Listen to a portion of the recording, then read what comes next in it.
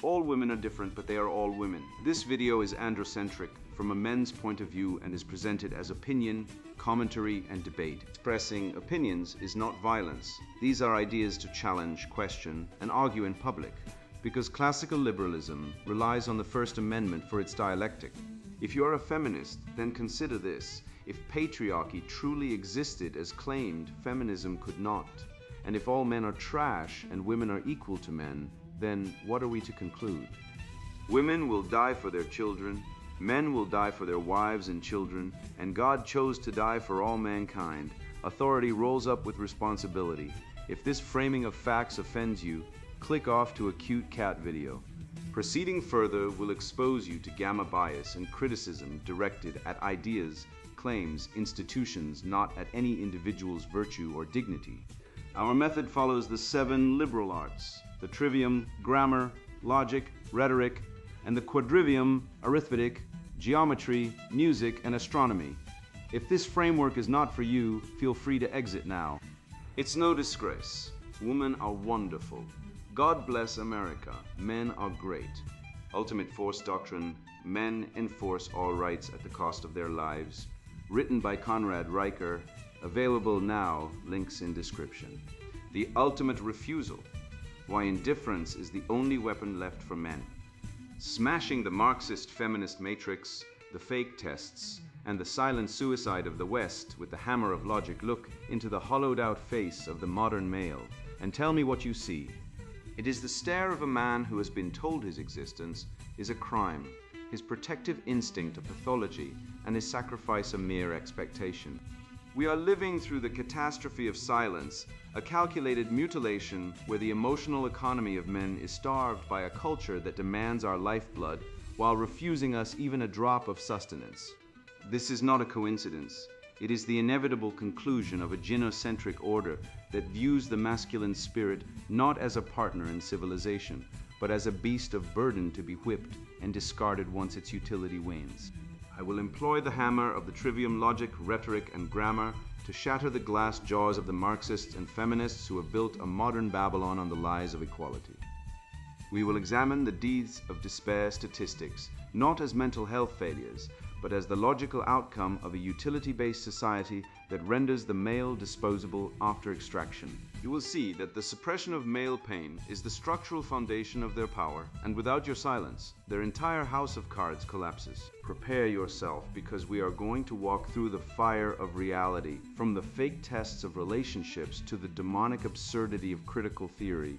You will learn to wield indifference as a shield, and to understand that enforcing your rights requires the willingness to die for them. This is the ultimate force doctrine, and it is the only thing standing between you and the void. The catastrophe of silence. The statistics regarding male suicide in the West are not merely tragic. They are an accounting ledger of a utility-based extraction scheme reaching its inevitable terminus. When we analyze the deeds of despair that claim the lives of men in middle age, we are not looking at a mental health crisis. We are observing the logical outcome of a society that treats men as biological machinery. Once the utility of the man, his labor, his sperm, his protection has been extracted by the gynocentric system, he is rendered disposable.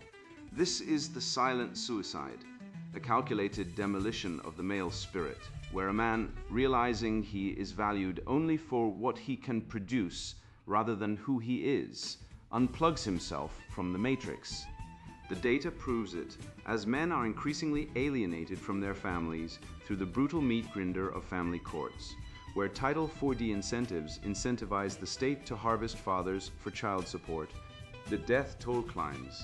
This is not a failure of modern medicine. It is the success of a cynical policy that views a male without economic output as a waste product. This spiritual hollowing out, this starving the beast, creates a vacuum that nature abhors, yet the modern West insists on filling with poison. We are witnessing a psychological autopsy of the existential male crisis, a form of social mutilation where the culture demands his lifeblood, his innovation, his sacrifice, his tax dollars, while refusing him any nourishment in return. The emotional economy is bankrupt. The demand is infinite, but the supply of honor and purpose is zero. They have removed the living spirit from men by stripping away his sacred duty. For centuries, a man's purpose was tethered to protection and provision within his own tribe, a transcendental burden that gave his suffering meaning. Now the state has monopolized the protection role and stolen the provision role, leaving the male biological imperative to wither on the vine. The void left by this theft is not filled with nihilism by accident. It is filled with nihilism because a man without a purpose to die for is a man who finds no reason to live. The reaction to this starvation is the flight into solitude, a biological imperative for male sovereignty that the collective utterly despises. The myth of the lone wolf is not a myth but a survival strategy for the hunted, yet we see the herd of emasculates those docile, domesticated men who have traded their balls for the comfort of compliance, demonizing male solitude at every turn. Why does the collective hate the man who stands alone? Because his independence is a living rebuke to their cowardice. The attempt to pathologize male solitude is a desperate defense mechanism of the weak, who know that if men stop performing for the herd, the whole illusion of gynocentric power crumbles. They call you isolated, I call you fortified. They call you bitter, I call you sober.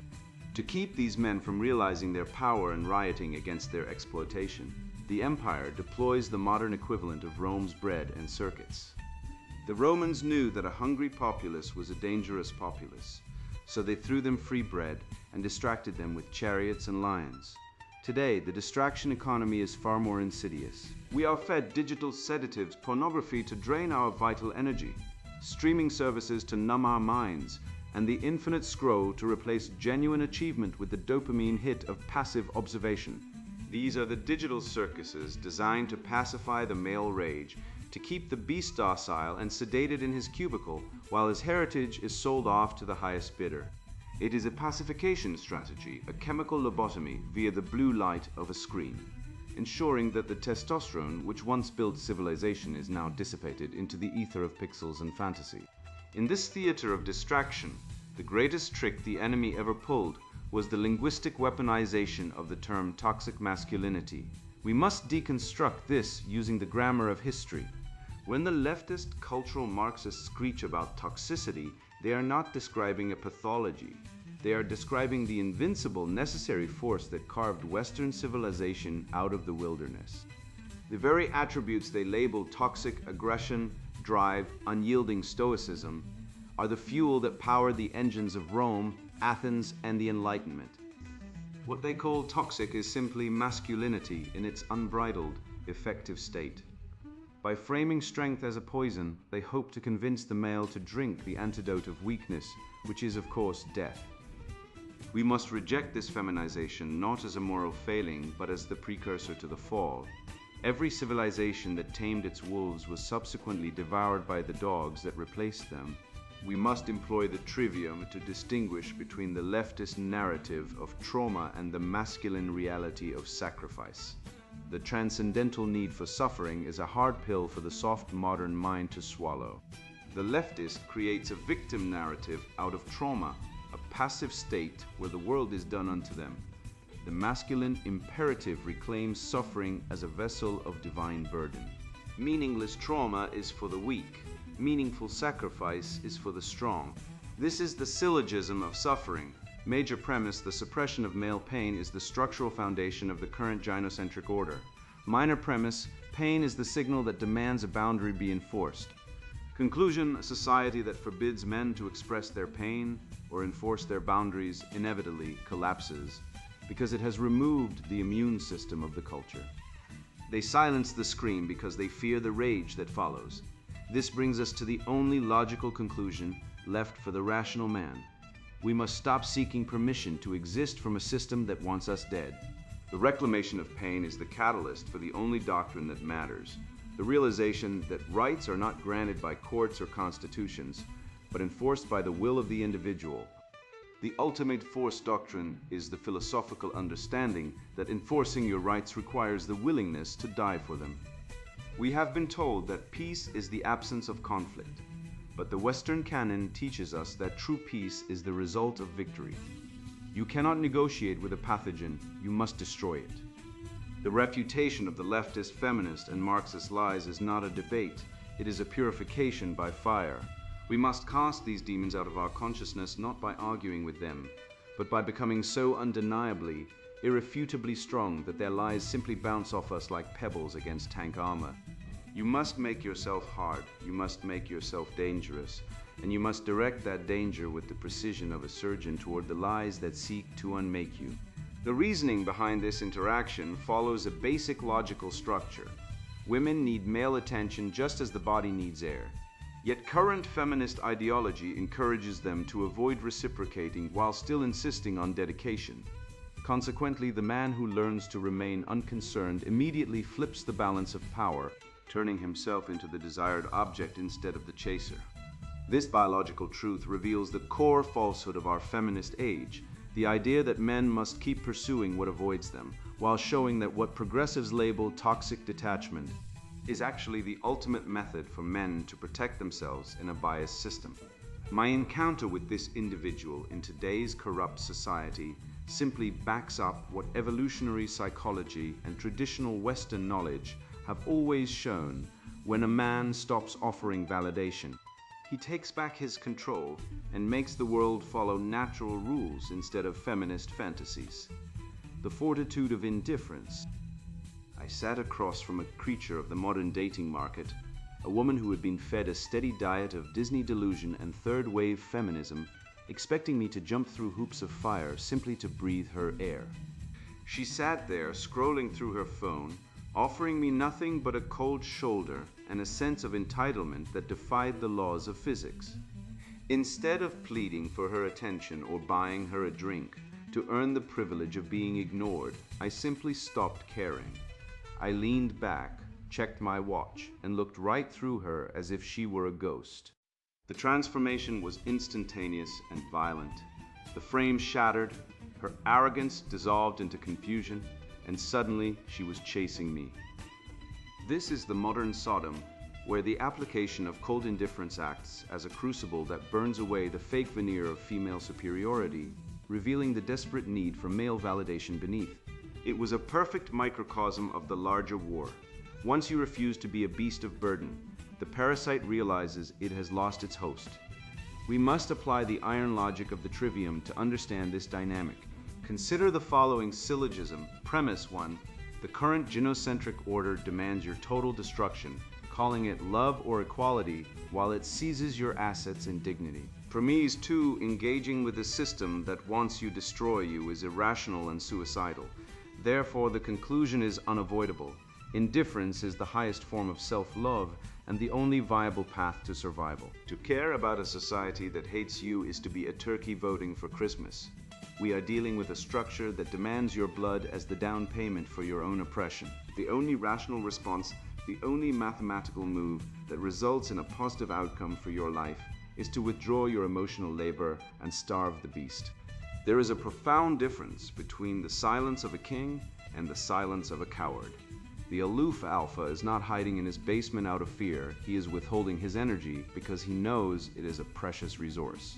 The bitter incel is silent because he feels impotent, but the rational man is silent because he is observing. We must reclaim this stoic detachment not as a sign of weakness, but as the calm before the storm. It is the lion watching the gazelle. The lion does not feel the need to bark or argue. He waits. This silence is power waiting to be unleashed, a coiled spring of potential energy that the leftist hags and their white knight enablers find terrifying because they cannot manipulate it. You hear the constant refrain from the media, the corporate HR departments, and the screeching voices on social television: man up, step up, be a man. This is a rhetorical trap of the highest order. It is a con game, a logical fallacy known as an appeal to flattery, combined with a shifting of the burden of proof. They demand you step up to a game where the dice are loaded, the dealer is cheating, and your winnings are confiscated before you even leave the table. They want you to engage in a rigged social contract where your duties are infinite and your rights are non-existent. When a society refuses to enforce your rights but demands your sacrifice, the demand for you to man up is nothing more than a slave driver cracking the whip, hoping you don't notice the chains on your ankles. We must aggressively debunk this lie. True masculinity is not about being a utility for a system that despises you, but about having the courage to say no. The leftists, in their infinite biological ignorance, claim that when men withdraw and opt out, it is merely immaturity or a pathetic temper tantrum. They could not be more wrong. Evolutionary biology explains this male shutdown as a physiological defense mechanism. When a male perceives a lack of reciprocity in his environment, when his investment yields zero returns, his biology screams at him to conserve resources. It is a survival instinct hardwired into our DNA by millions of years of harsh selection. This is not toxic masculinity. It is the human organism reacting rationally to a parasitical environment. The data backs this up. We see male suicide rates skyrocketing to 3 or 4 times that of women, and we see men dropping out of the workforce and the mating pool in droves. This is not a bug in the software. It is the body rejecting the virus of feminism. This brings us to the doctrine of non-engagement. If you want to kill a virus, you quarantine it. You do not invite it to dinner. By refusing to validate female hysteria or Marxist tantrums, you are effectively enforcing a hard boundary. You are starving the emotional vampire of its host. When a woman attempts to bait you into an argument, or a leftist tries to shame you with their invented nonsense, your refusal to engage is not cowardice. It is a tactical nuclear strike. It denies them the energy they need to sustain their delusions. You are not participating in their theater of the absurd. You are looking at them as a scientist looks at a petri dish with detachment and curiosity, denying them the satisfaction of your anger. Let us look at the cold, hard economic calculus of the situation. If you were an investor, would you put your capital into a bank that steals your money, insults you daily, and offers a 0% return on investment while demanding 100% effort? Of course not. Yet, modern men are expected to invest their time, money, and emotional energy into a feminist framework that guarantees a net loss. We look at the family courts, where men lose custody of their children in roughly 80% of cases despite being fit parents, and are forced to pay exorbitant fees under the threat of prison. The ROI of caring in this system is negative. Therefore, indifference is the only rational economic policy for the modern man. It is the only way to stop the bleeding of your vital resources. I want you to understand that pretending to be indifferent is not a mask. It is a fortress. In a culture that weaponizes male empathy, turning that empathy off is a necessary defensive measure. We are living in a world where your compassion is used as a weapon against you. They know you have a conscience, so they blackmail you with it.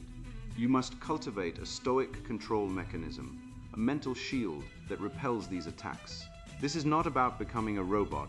It is about preserving your humanity for those who actually deserve it. Your kindness is a gift, not a right, and in the current year you must guard it with your life. Finally, we face the will he step up paradox.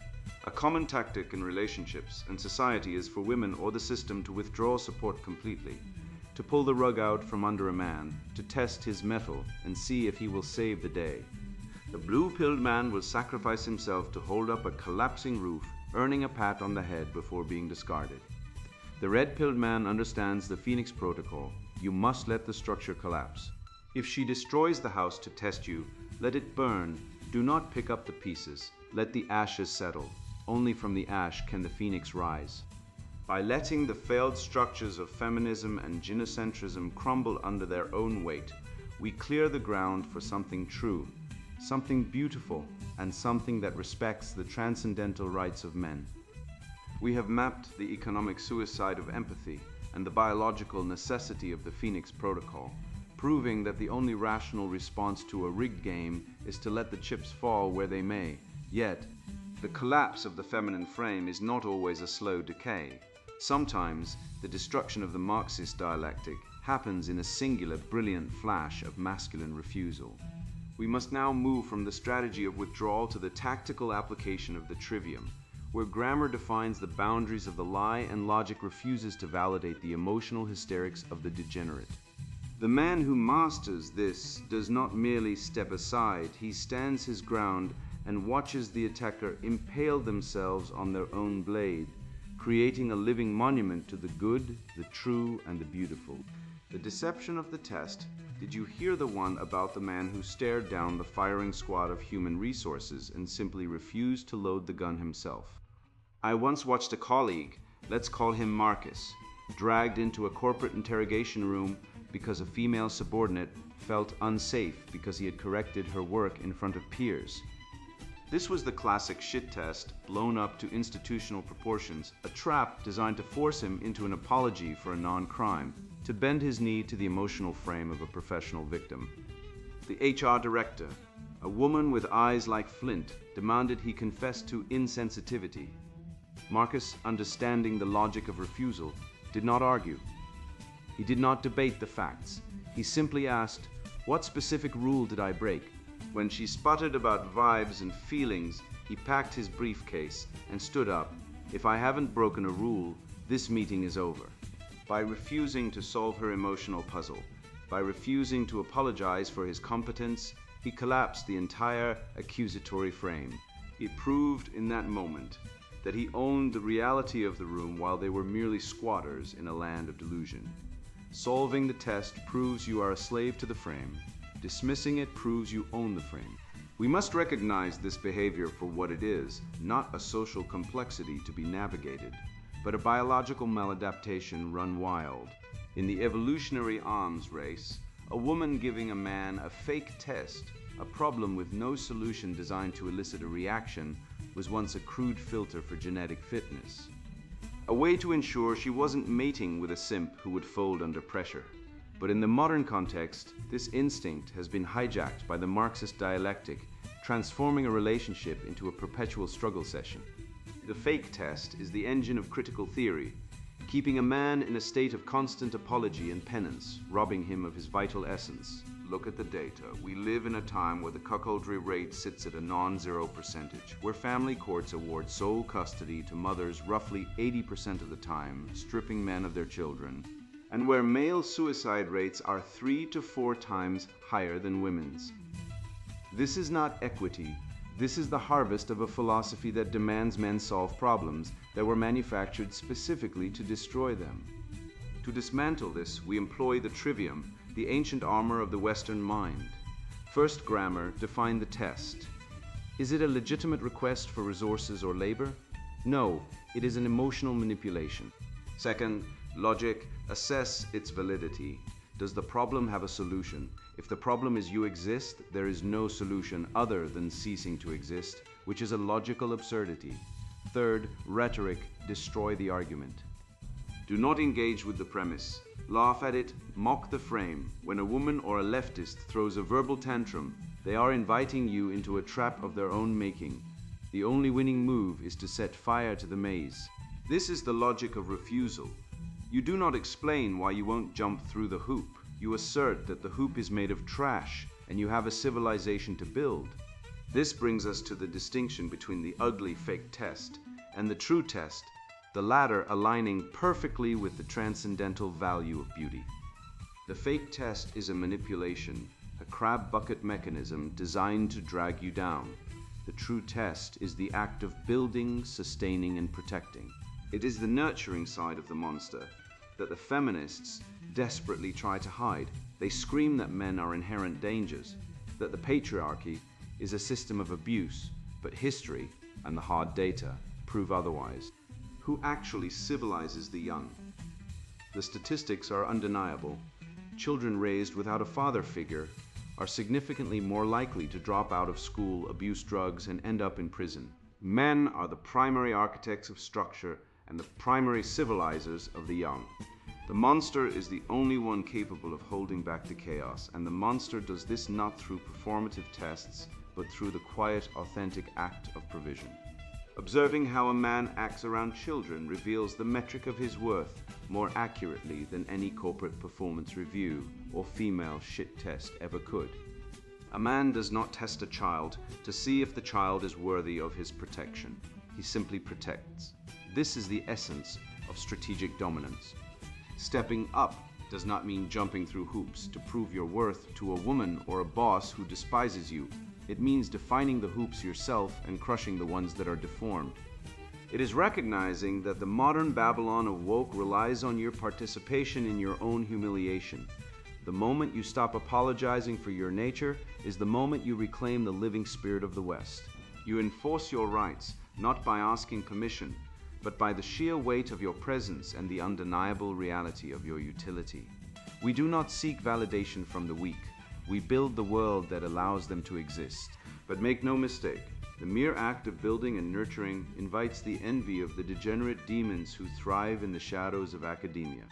Wielding the Frankensteinian monster of critical theory to tear down everything we hold dear, we face a pathology of the professional victim, a cancerous mindset that rehashes Marxist class conflict into racial grievance, seeking to atomize men through the metaphysical suicide of intersectionality rather than uniting them in the transcendent brotherhood of the West. To truly protect the child and the future, we must stop apologizing to these architects of our demise and recognize that the only remedy for such wickedness is the absolute, unyielding application of the ultimate force, the aether of falsehoods. I stand before the firing line of history and tell you plainly, rights are not granted by the benevolence of bureaucrats or the weeping statues of false liberty. Rights are enforced by the very breath in your chest, backed by the absolute willingness to expend your life to secure them. This is the ultimate force doctrine, the final red pill that dissolves the sugar coating of civilization and reveals the steel structure beneath. You have been sold a lie that your rights are consumer products to be handed out like candy. But the reality is that the good, the true, and the beautiful exist only because men have historically been willing to kill and die to prevent the void from swallowing them whole. We must acknowledge our struggles not as failures of the system, but as the necessary friction of reality, and we must reject the fake tests of toxic masculinity, which are nothing more than psychological shackles designed to geld you before you can even mount the horse of your own destiny.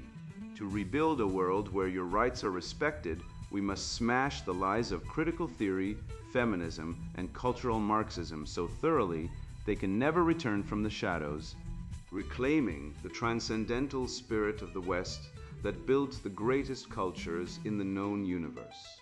Consider the academic fraud Frank B. Wilderson III, a man who has constructed a Frankensteinian monster out of Marxist class conflict by sewing the head of racial grievance onto the corpse of economic determinism. His theory of anti-blackness's structure is not a truth seeking the light. It is a rehashed mechanism to atomize men by race, designed to turn a potential brotherhood of builders into a chaotic mob of victims. Wilderson argues that the very fabric of civilization is irredeemably hostile to black existence, yet he does so from the tenured comfort of a university system funded by that very civilization, using the logic of the West to tear down the West. This is the wicked evolutionary biology of leftism in action, a survival strategy for the incompetent that relies on infecting the host with guilt until it stops defending itself.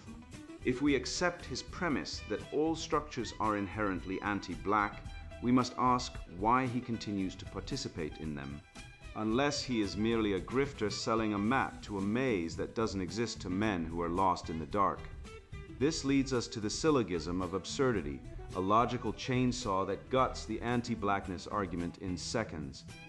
If Wilderson claims that all structures are irredeemably anti-black, then his theory itself is a structure of anti-blackness, rendering it void by its own internal logic. It is a snake eating its own tail, a philosophical Ouroboros that disappears in a puff of self-refutation the moment you apply the rules of basic grammar and logic. This is the hallmark of the leftist ideology. It is built on a foundation of self-contradiction, demanding you believe that the only way to end racism is to make every interaction about race. And the only way to achieve equality is to enforce a hierarchy of victimhood. They use hermeneutics of suspicion, a tool meant to question authority, only to establish themselves as the new priest class, interpreting the sacred texts of oppression for a congregation of emasculated men. In the trenches of labor and the reality of the streets, this academic nonsense evaporates. I have seen men of every race, black, white, brown, shoulder to shoulder on construction sites, bleeding the same red blood and sweating the same salt, while the ivory tower intellectuals tell them they are enemies. This is the woke matrix versus the real world. The professional victim, a degenerate demon of the highest order, relies on fabricated oppression to leverage power from hard-working men, using the state as a bludgeon to extract resources. Look at the divorce courts and the suicide rates. These are the battle scars of a culture that has demonized male utility while worshiping female grievance. The left divides men into victim hierarchies, destroying the unity of man required for the transcendence of Western civilization, because they know that united, men are an unstoppable force of creation and destruction. The sole route to redemption and the recovery of self-governance lies in returning to the great works of the West, serving as the counteragent to today's divisive social sciences. We must refuse the promotion of frailty that signals the collapse of civilizations and restore a standard where individuals are assessed by their actions, not their identity metrics. We must wield facts to dismantle the current ideological state, exposing the flaws of leftist thinking and treating them with unyielding virtue. Men secure rights with their lives, and we must cease sacrificing for a culture that despises us, instead establishing a system where the good, the true, and the beautiful are tangible laws rather than mere ideas. You stand now at the precipice of clarity, looking down into the abyss of the modern world, and finally, you see the strings that have been pulling your limbs for decades. We have traversed the catastrophe of silence and armed you with the fortitude of indifference, equipping you with the only weapon that matters, the cold, hard blade of truth. Consider the family court statistics where men are stripped of their children and assets by a gynocentric machine that views fathers as nothing more than disposable sperm donors and wallets. This is not a bug in the system, but its defining feature. Look at the suicide rates, those deeds of despair that spike when men realize their utility has been exhausted, and tell me there is not a war against the masculine soul. These are not mere data points. They are the screams of a starving beast that you have been conditioned to ignore, but now you hear them loud and clear. The Marxist architects of our misery, peddling their anti-blackness as structure or any other flavor of critical theory drivel, want you to believe that your struggle is defined by melanin or manufactured victimhood, but we have sliced that lie to ribbons with the grammar of logic. The real structure is the one that pits men against their own nature, demanding they solve the fake tests of a society that despises them while simultaneously handing over the keys to the kingdom to the incompetent. When a woman tries to test you or a corporation tries to shame you, remember the Phoenix Protocol. Let it burn. Your indifference is not a weakness. It is the protective shell of your sovereignty. You do not step up to perform for a master who beats you. You step up to build a world where such masters do not exist. Now you possess the ultimate force doctrine.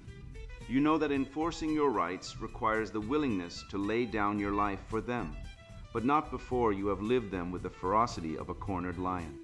You have seen that true nurturing, the kind that saves civilizations, is not found in the simpering compliance of the blue-pilled beta, but in the fierce protection of the red-pilled king who refuses to apologize for his strength. Do not keep this knowledge locked in the fortress of your mind. It is a weapon meant to be wielded. Go forth, shatter the illusions of the wicked, and redeem the living spirit of the West with your very breath. You are awake, and you are dangerous. And now the sponsored book introduction, Ultimate Force Doctrine. Men enforce all rights at the cost of their lives. I've spent decades watching the slow, systematic dismantling of everything that makes Western civilization magnificent. As a young man growing up, I sensed something was deeply wrong with how masculinity was being portrayed, diminished, apologized for, pathologized as toxic when it is, in fact, the very force that built the soaring cathedrals, the logical frameworks, the legal codes, and the philosophical bedrock that once elevated humanity above mere survival. My personal journey through academic corridors, business boardrooms, and the trenches of failed relationships exposed a coordinated effort to emasculate men at every turn. I witnessed brilliant male colleagues castrated by HR departments implementing anti-male policies, fathers destroyed in family courts despite their devotion, and generations of young men aimless without rites of passage or meaningful guidance. These experiences were not isolated incidents, but symptoms of a comprehensive assault on the masculine essence that has, since Genesis, served as the logos of ordered creation. The fundamental biological reality is that testosterone is not merely a hormone but a divine spark, the very same creative force that forged empires and conceptualized the abstract principles of justice, beauty, and truth. This biological imperative drives men to build systems, discover laws of nature, and impose meaning upon chaos. It is no accident that throughout history, when men embrace their true nature without apology, civilizations flourish, families remain intact, and spiritual traditions deepen. Conversely, when this masculine energy is suppressed, demonized, or redirected toward trivial pursuits, societies descend into nihilism, hedonism, and ultimately disintegration. We are witnessing this precise disintegration before our eyes. Western civilization stands on the precipice because its foundational architects, men, have been convinced to dismantle their own nature. This book represents the blueprint for reversal, for reclamation, for the resurrection of our divine masculine birthright.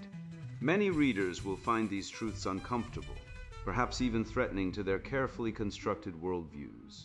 If you are committed to feminist ideology, if you believe that all gender differences are social constructs, if you think masculinity is something to be cured rather than celebrated, then this book is absolutely not for you. Put it down immediately. Return to your safe spaces where equality of outcome replaces equality of opportunity, where feelings supersede facts, where the masculine spirit has been thoroughly domesticated. Your time would be better spent elsewhere, perhaps in courses that reinforce your existing beliefs, among like-minded thinkers who will never challenge your presuppositions, in activities that demand nothing of you and offer even less in return. This knowledge is not for those who prefer comfortable lies over difficult truths, nor for those unwilling to face the consequences of rejecting the very systems that enable their privilege to critique them.